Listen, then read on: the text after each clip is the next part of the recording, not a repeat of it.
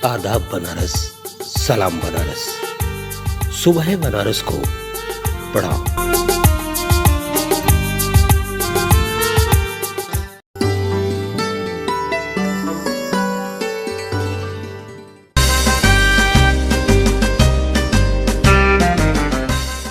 Sunbeam सन city Karsada के सभागार में मौजूद हमारे नौजवान एनसीसी कैडेटों, एनसीसी अधिकारियों और सेना के अधिकारीगण, आज मैं उस पीढ़ी से मुखातिब होने जा रहा हूं जो आने वाले वक्त में देश का मुस्तकबिल होगा, जो अपनी ऊर्जा, अपनी बुद्धिमत्ता और अपने कर्म से देश का एक नया इतिहास लिखेगा, देश को दुनिया के सिरमौर पे ले जाके बैठाएगा। लेकिन इसके पहले कि मैं अपना उद्बोधन आपको दूं, एक सवाल आपसे जानना चाहता हूं। गलत बुनियाद पे कभी भी सही इमारत नहीं खड़ी की जा सकती। उसी प्रकार क्या देश के मुस्तकबिल को, देश का वास्तविक और सही इतिहास जानने का अधिकार है या नहीं? और साथ ही एक दूसरा सवाल, जो कुछ हमें आज वर्तमान में मिल रहा है, जो हमारी जानकारियों के फ्लोर पे है, उसकी वैधानिकता और उसकी सत्यता कितनी पुख्ता है?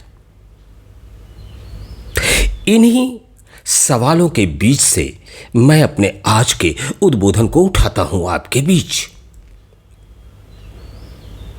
मेरे नौजवान साथियों, कभी आपने कल्पना किया है कि कोई पीड़ा कितनी घनीभूत हो सकती है और कितने समय तक किसी व्यक्ति के पास रह सकती है?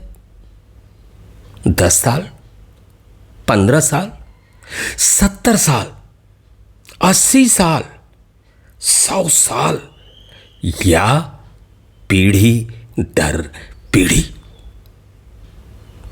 आज एक ऐसे ही दर्द की कहानी आपके बीच साझा करना चाहता हूं, जिसे आज इतिहास ने करवट बदला है और उसे सही मुकाम पर लाकर खड़ा किया है। शायद उसकी किस्मत में इतना लंबा वक्त लिखा हुआ था। आज काशी के लहुराबीर स्थित प्रदीप होटल के मालिक बाबू प्रदीप नारायण सिंह उस रॉयल फैमिली बाबू जगत सिंह के परिवार के 8वें या 9वें पीढ़ी हैं, जिनके नाम पे आज भी काशी में जगतगंज का मोहल्ला है और जिसकी चर्चा मैं आपसे करने जा रहा हूं। वह घटनाक्रम तकरीबन 237 वर्ष पहले की है। उस समय बाबू जगत सिंह जिंदा हुआ करते थे। जमींदारी उनकी सारनाथ तक विस्तार से फैली हुई थी। उनके मन में एक बार विचार आया कि क्यों ना एक मोहल्ला बसाया जाए। एक मोहल्ले को बसाने के लिए ईंटों की, पत्थरों की दरकार थी और इस समस्या का समाधान वो खोज ही रहे थे। तभी उनको ये खबर लगी कि सारनाथ के इलाके में ईंट और पत्थरों का अंबार है। शायद वो उनके कार्य की सिद्धि के लिए पर्याप्त साबित हो सके। यह बात जो मैं बताने जा रहा हूं, यह तकरीबन 1787 के वक्त की बात है। उसी समय ये पत्थरों और ईंट के अंबारों का पता बाबू जगत सिंह को लगा। अपने कारिंदों को लगाकर उन्होंने खुदाई वहां प्रारंभ करे। लेकिन कुछ ही समय की खुदाई के बाद एक अद्भुत घटना हुई। यह खुदाई जो चल रही थी वो धम्मक स्तूप के तकरीबन 520 फीट की दूरी पे थी।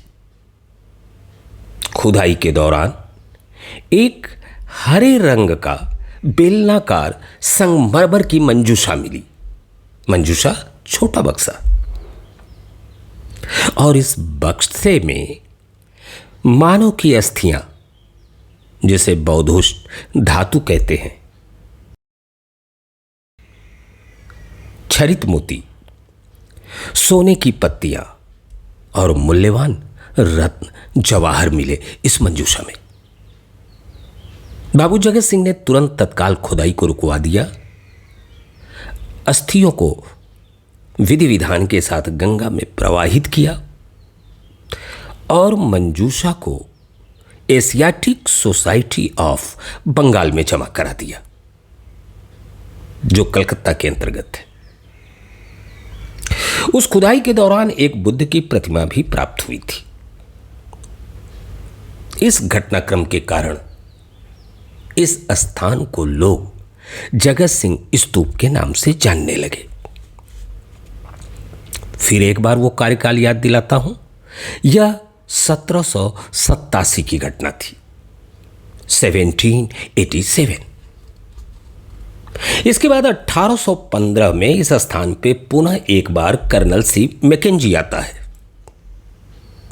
खुदाई कराता है, लेकिन उसकी खुदाई का कोई भी प्रकाशित विवरण कहीं उपलब्ध होता नहीं है। फिर वक्त गुजरता रहा, गंगा में पानी का प्रवाह प्रवाहित होता रहा और 1834 से 36 में अलेक्जेंडर कनिंघम आता है इस स्थान पे। ये जोड़ दूं इसके साथ कि ये वही कनिंघम है जिसके नाम का शिलापट कुशीनगर में भी लगा हुआ है, अर्थात वहां भी खुदाई कराया उसने। और यहीं से बाबू जगत सिंह के परिवार की पीड़ा प्रारंभ होती है। उत्खनन के बाद वहां एक शिलापट लगता है और उस शिलापट पे कुछ गलत तथ्यों का अंकन होता है। गलत तथ्य क्या? या तो वो शिलापट स्वीकार करती है कि इस स्थान पे प्रथम खुदाई बाबू जगत सिंह ने कराई, यह शिलापट इस बात को स्वीकार करता है कि वहां पे बेलनाकार मंजूषा मिली, उसे एशियाटिक सोसाइटी ऑफ बंगाल में जमा कर दिया गया। लेकिन शिलापट कुछ गलत तथ्यों को भी दर्शाता है अपने लेखन में। जैसे बाबू जगत सिंह उस समय के तत्कालीन काशी नरेश चेत सिंह के दीवान थे, जबकि यह सत्य नहीं है। प्रदीप नारायण सिंह जी का यह कहना है कि वो चेत सिंह दीवान थे ही नहीं, यह एक त्रुटिवश भूल हुई और इस तरह का यह एक उल्लिखित तथ्य यहां पे आ गया इस शिलापट पे।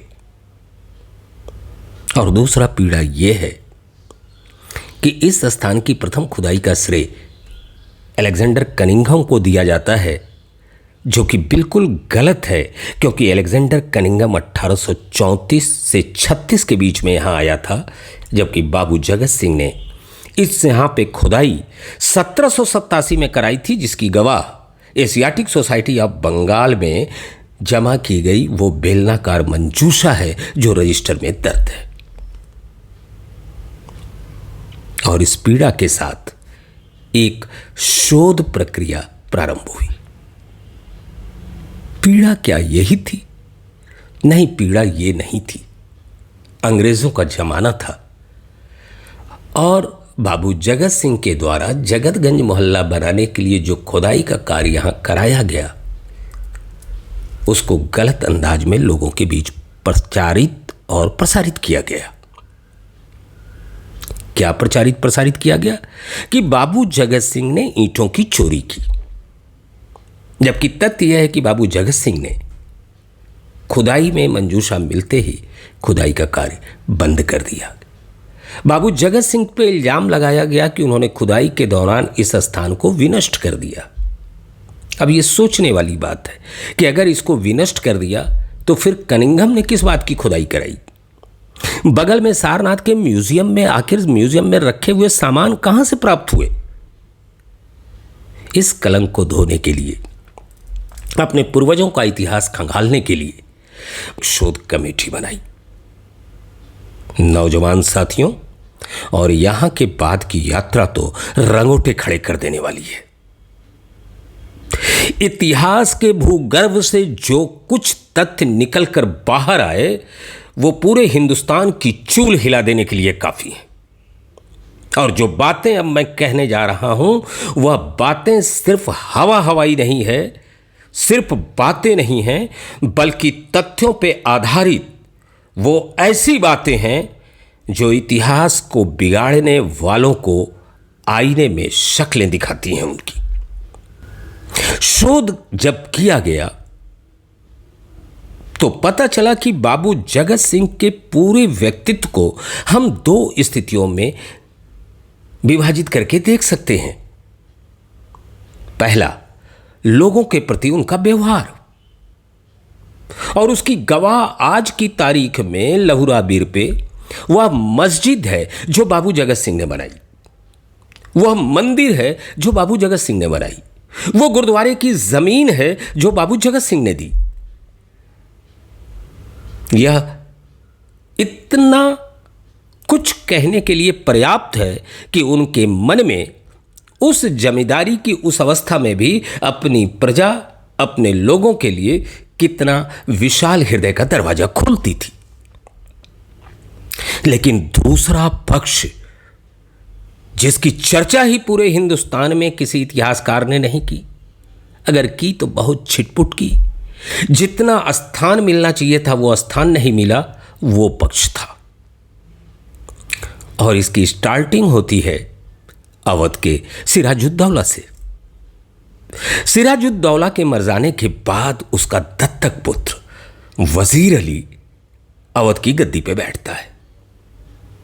अंग्रेजों को भला ये कहां से अच्छा लगता, वो तो पूरे हिंदुस्तान पे काबिज होना चाहते थे, सत्ता की बागडोर अपने हाथों में पकड़ना चाहते थे। लिहाजा उन्होंने वजीर अली को अवध की सत्ता देने से इनकार किया, उसे पदच्युत किया, और हां, कहा कि चलो 6 लाख रुपए तुम्हारे गुजारे भत्ते के लिए हम तुमको देते हैं।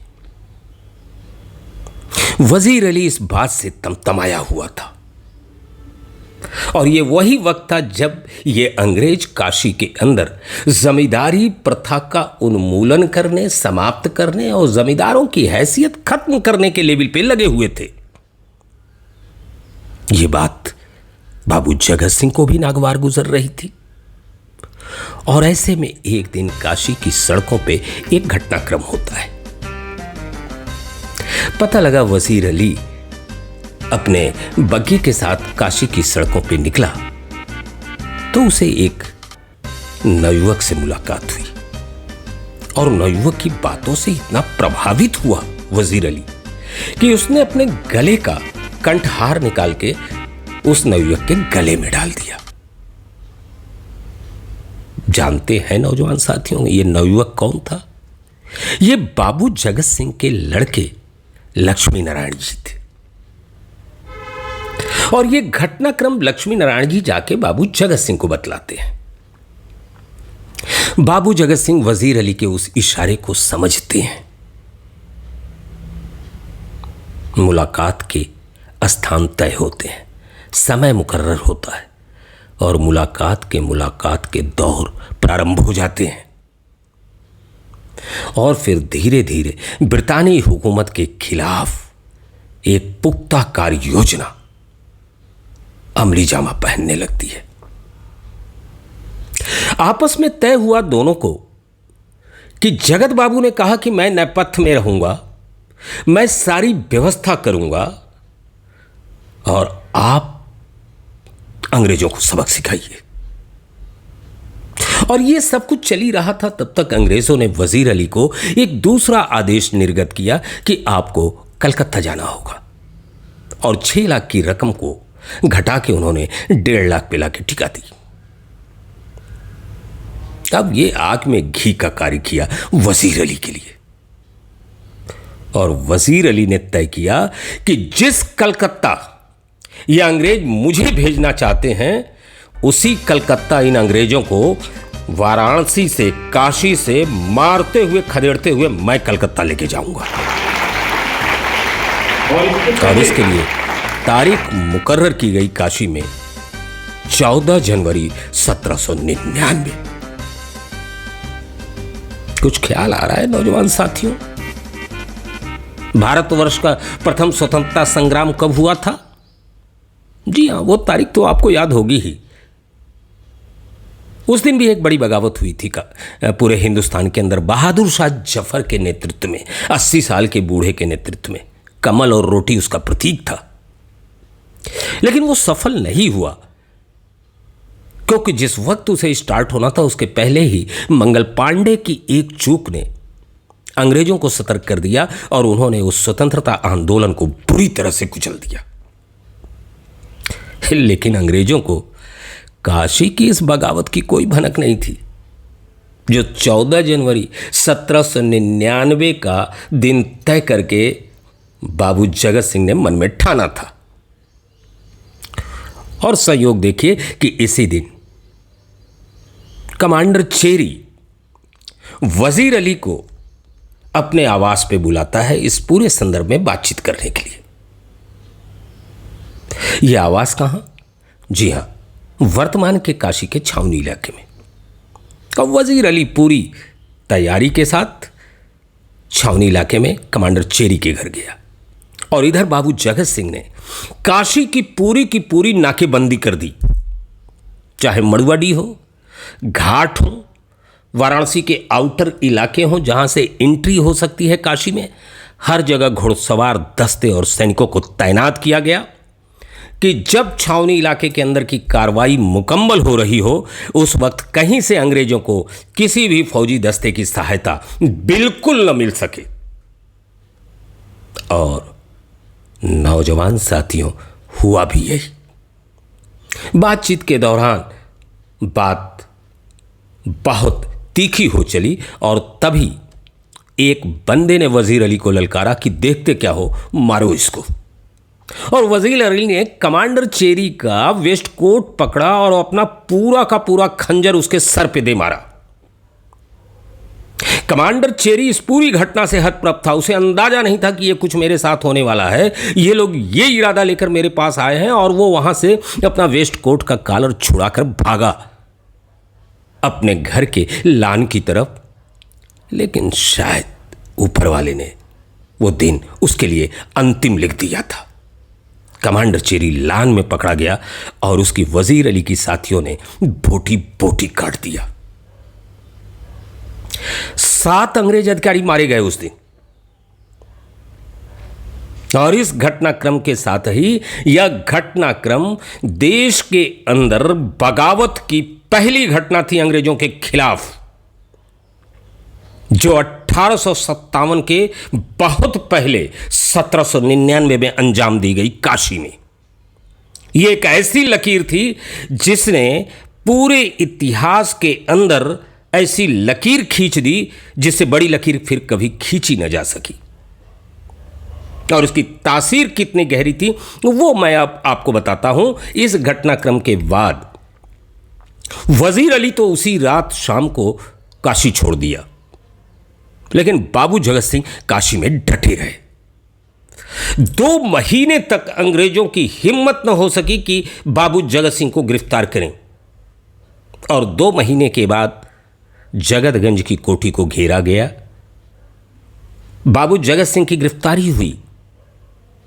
तमाम कागजातों को इस कोठी में फूंक दिया गया, जिसे अंग्रेज नहीं चाहते थे कि जनता की निगाहों में आए। और बाबू जगत सिंह को चुनार के किले में ले जाकर कैद किया।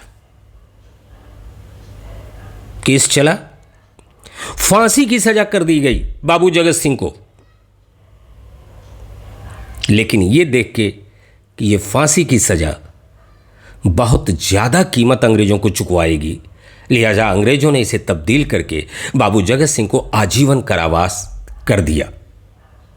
और आजीवन कारावास के लिए स्थान जो चुना वो हिंदुस्तान के आज तक किसी स्वतंत्रता संग्राम सेनानियों के लिए अंग्रेजों ने नहीं चुना। जी हां, यह बात जान के नौजवान साथियों आपके होश उड़ जाएंगे और आपकी जानकारी का इजाफा बढ़ जाएगा कि उनको आजीवन कारावास करने के लिए अंग्रेजों ने साउथ अफ्रीका के सेंट हेलेना द्वीप को चुना, जहां कभी उन्होंने नेपोलियन बोनापार्ट को कैद किया था, जिसके लिए वो कहते थे कि हमारी डिक्शनरी में असंभव नाम का कोई शब्द नहीं। ये नेपोलियन बोनापार्ट के शब्द थे, लेकिन होनी को कुछ और मंजूर था। कलकत्ता के फोर्ट विलियम में ले जाके 40 दिनों तक बाबू जगत सिंह को कैद रखा अंग्रेजों ने, और वहां से जब सेंट हेलेना द्वीप भेजने का निर्णय लिया, ऑस्ट्रेलिया नामक जहाज पे जब वो गंगा से वो ले जा रहे थे, बाबू जगत सिंह ने जल समाधि ले ली। एक स्वतंत्रता संग्राम सेनानी की जिंदगी का ये वो दस्तावेज है जिसके कुछ पन्ने नौजवान साथियों मैंने आपके सामने पलटा। यह शहादत इसलिए हुई थी उस वक्त कि देश की आने वाली पीढ़ियां इस शहादत को जाने और समझें कि जब जब देश के ऊपर कोई निगाह उठाने की जुर्रत करेगा तो उसको ऐसी शहादत से टकराना पड़ेगा। और ये मिसाल आने वाले वक्त में भी हमारे नौजवान पीढ़ी के साथी बना कर रखें। इसलिए बाबू जगत सिंह की यह शहादत एक मील का पत्थर है जो हमेशा नवयुवकों को देश के लिए कुछ कर गुजरने का मादा पैदा करती रहेगी उनके अंदर। हम पूरी टीम ने उस कब्र को भी खोज के निकाला जो उस समय के काशी में 1799 में कत्ल किए गए अंग्रेज अधिकारियों की थी। डीआईजी कॉलोनी के पास वाले कब्रिस्तान में है, और उस पर कमाल की चीज लिखी है। यह लिखा है कि यहां जिनकी कब्रें हैं, commander Cherry, captain Conway, Richard Graham और इवांस, ये सभी मारे गए थे 14 जनवरी 1799 के उस बगावत के अंतर्गत। और साथ ही दुनिया में ऐसा कहीं देखने को नहीं मिलता साथियों कि किसी कब्र के ऊपर मरने वाले के साथ मारने वाले का भी नाम लिखा हो और उस कब्र पे लिखा हुआ है मर्डर्ड बाय वजीर अली। इससे बड़ा पुख्ता सबूत और क्या चाहिए। इतिहास के पन्नों में बाबू जगत सिंह की 225 वर्ष पुरानी इस पूरे शहादत की आप सभी ने मुझे अपने बीच बोलने का मौका दिया। कुछ तथ्यों प्रमाण के साथ 225 वर्ष पूर्व के घटनाक्रम को आपके समक्ष मैंने लाके रखा और आपने इसने हृदयपूर्वक इसे सुना। मैं इसके लिए शुक्रगुजार तो हूं ही, लेकिन साथ ही मैं ये भी चाहूंगा कि सिर्फ इसे सुनिए नहीं, थोड़ा गुनिए। वो सारनाथ के उत्खनन का श्रेय अलेक्जेंडर कनिंगम को नहीं, कर्नल सी मैकेंजी को नहीं, बाबू जगत सिंह को है। और अब ये शिलापट बदलना चाहिए, और चाहिए ही नहीं, यह बदल के रहेगा, ऐसा हम लोगों का दृढ़ विश्वास है। जय हिंद, भारत माता की जय।